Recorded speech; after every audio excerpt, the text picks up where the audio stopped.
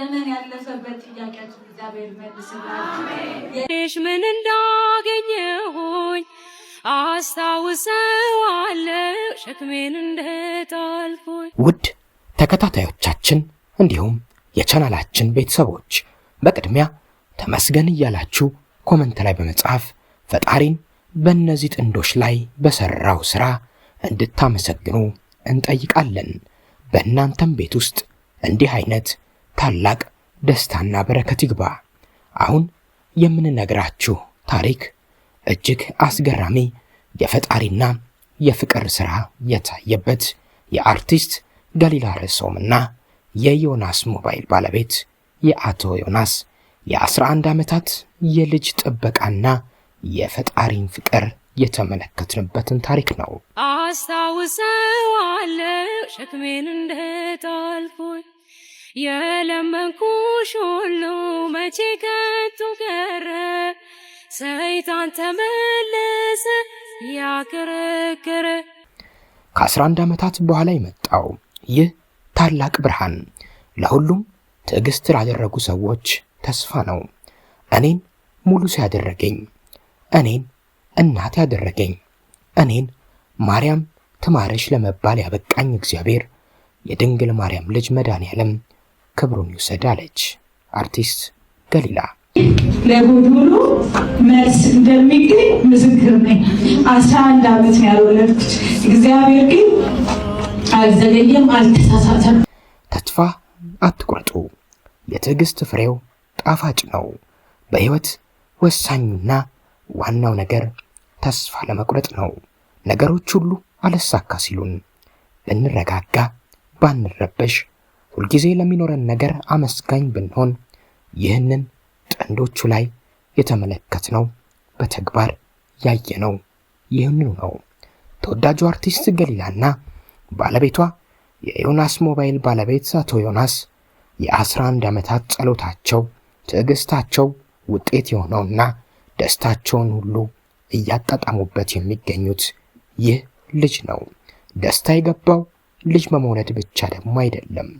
ከሱም ከፍ ብሎ ክርስትና በማስነሳት ታላቅ በረከትን አፍሰዋል። በዚህም በርካቶች ተደስተዋል። ይህንን የፈጣሪ ተአምር ያዩ በርካቶች ከአርቲስት ገሊላ ጋር አብረዋት አለቀሱ። በአዳራሹ የደስታቸው ተካፋይ ሆነው ተገኙ።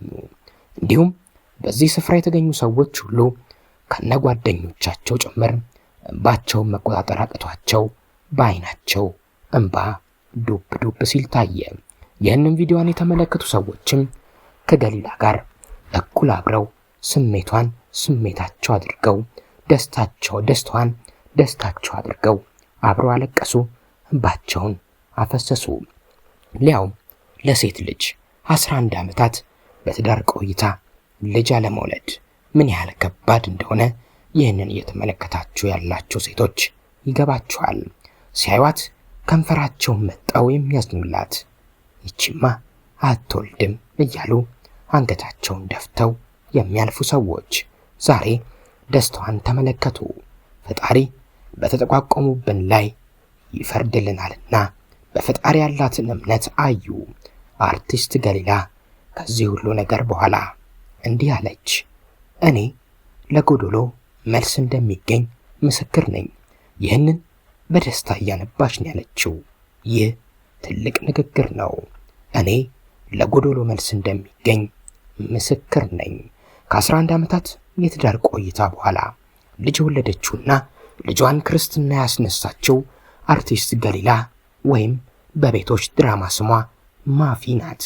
የከተማችን ታዋቂ ሞባይል ቤት ገና ሞባይል ቤቶች ባልታወቁበት፣ ዘመናዊ ስማርት ስልኮችም በየቤቱ ባልገቡበት እጅግ ቅንጡ የሆነ የከተማችን ሞባይል ቤትን በመክፈት ብዙ ስራዎችን የሰራው ዮናስ ሞባይል ከዛሬ 11 ዓመታት በፊት ነበር ትዳር የመሰረቱት። ታዲያ እስካሁን ድረስ ግን ልጅ መውለድ አልቻሉም ነበር። አሁን ታዲያ ፈጣሪ ረድቷቸው ልጅ ወልደው ክርስትና አስነስተዋል። በርካቶችን በእንባ ያራጨው ክስተት ነበር። በክርስትናው ዝግጅቱ ላይም የቀረ ታዋቂ ሰው አልነበረም። ከ11 ዓመታት የትዳር ቆይታ በኋላ የቤቶች ድራማ ተዋናይት ገሊላና ባለቤቷ ዮናስ ሞባይል ወላጆች ሆነዋል። ከትልቅ ሰርግ የማይተናነስ የሀገራችን ትልቁ የክርስትና ድግስንም ደግሰዋል። 11 ዓመት ለጠበቁት እነዚህ ጥንዶች ይህ ድግስ ምንም ነው። እኔ ለጎዶሎ መልስ እንደሚገኝ ምስክር ነኝ አለች። 11 ዓመታትን ነው ያልወለድኩት። እግዚአብሔር ግን አልዘገየም፣ አልተሳሳተም። እኔ ነበር የቸኮልኩት። እኛ ቤት የገባ ደስታ እናንተም ቤት ይግባ። ይህንን ስትል አዳራሽ ውስጥ የነበረ ሁሉ አሜን እያለ ነበር እያለቀሰ። እግዚአብሔር ጎዶላችሁን በጠቅላላ ይሙላላችሁ አለች። አሁንም ሰው አሜን ማለቱን ቀጥሏል። እግዚአብሔር ጎዶላችሁን በጠቅላላ ይሙላላችሁ። አሜን። ዘመን ያለፈበት ጥያቄያችሁን እግዚአብሔር ይመልስላችሁ። አሜን። ዘመን ያለፈበት ጥያቄያችሁን እግዚአብሔር ይመልስላችሁ። ማፊ የትንሽ ትልቅ ናት። ምርቃቷም አንጀት ያረሳል። አሁንም ደስታቸውን ለመካፈል የመጣው ቤተሰብ፣ ጓደኛ፣ ወዳጅ ዘመድ በምርቃቷ አሜን እያለ ነው። የኔን ጥያቄ የኔን ታሪክ የቀየረ አምላክ የሁላችሁም ጥያቄ ይመልስላችሁ። ብዙ ነገር አልልም። ለኔ እዚህ መድረስ ግን ብዙ ሰዎች አሉ።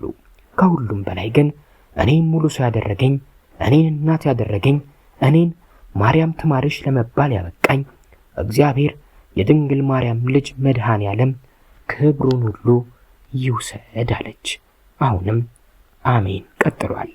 አሜን ይሁን ይደረግ። የአብርሃሙ ሥላሴዎች ክብሩን ይሰዱ። በሰው ሀገር እንደ ሴት ስላረስከኝ፣ ደሜን ስለጠረክ፣ ቆሻሻዬን ስላጸዳ፣ ስለ ሁሉም ነገር ባለቤቴ ዮናስ አመሰግናለሁ አለች። 11 ዓመታት ሚስቱ እንድትጸንስ የጠበቀ ፊቱን ያላዞረባት አብሯት በሁሉም ቦታዎች ለነበረ ባል ይህንን ማድረግ ቀላል ነው። ምናልባት እሱ ቢጠየቅ ልብ ብሎም አላስተዋልም። ባለቤቷ ዮናስ ሞባይል አቶ ዮናስ በማፊ ተመሰገነ። ቤተሰቦቼ ብላ ቀጠለች። በሁሉም ነገር ከጎኔ ለነበራችሁ ሁሉ እግዚአብሔር ክብር ይስጥልኝ። እኔ ፊት ሳይሆን እኔ እንዳላውቅ ፊት ለፊቴ ሳታለቅሱ ዞራችሁ እያለቀሳችሁ ዘመናችሁን ሁሉ 11 ዓመታትን በየቤተ ክርስቲያኑ እየተንከራተታችሁ ላለቀሳችሁ ቤተሰቦቼ እግዚአብሔር የልባችሁን ስለቆረጠላችሁ በጣም ደስ ብሎኛል። እንኳን ደስ አላችሁ አለች። ቤተሰቦቿ በዚህ ሰዓት እንባቸው በሁለት መንታ በደስታ እያነባ ነበር። በስፍራው የተገኙ ሁሉ እንባቸውን መቆጣጠር አቅቷቸው ነበር። ታደለ ሮባ፣ ዘቢባ ግርማ ከነባለቤቷ፣ ባዩሽ ከበደ ሚጡ፣ ሰራዊት ፍቅሬ፣ አሸናፊ ማህሌት ወይም ይበቃል፣ ሜላት፣ ሙሉ የቤቶች ድራማ ቤተሰብ አርቲስት አዜብን ጨምሮ አሉ የተባሉ የሀገራችን ስመጥር አርቲስቶች እንዲሁም ከተማችን ውስጥ የሚገኙ ባለጸጋች ሀብታሞች አንድም የቀረሰው አልነበረም። ይህም በሀገራችን ከታዩ እጅግ ትልቁ የክርስትና ድግሶች መካከል አንዱ ሆኖ ተመስግቧል። በቤቶች ድራማ የምናውቃት ለትዳሯ ብዙ መስዋዕትነትን የከፈለችው እንደው ሲያዩት የምታሳሳ ስሟ አንድም ቀን በክፉ ተነስቶባት የማታውቅ ማፊ 11 ዓመታትን ተደብቃ ስታለቅስ ፈጣሪዋን ስትለምን ተስፋ ሳትቆርጥ ጠየቀች፣ ለመነች። በድብቅ የጠየቁት ፈጣሪ በግልጽ ይከፍላልና ማፊ 11 ዓመታትን ከቆየ ልጅ ያለማግኘት በኋላ አሁን ልጅ በሰላም ተገላግላ ክርስትና ለማስነሳት በቃች። ተስፋ የቆረጣችሁ ከዚህ ታሪክ ተማሩ።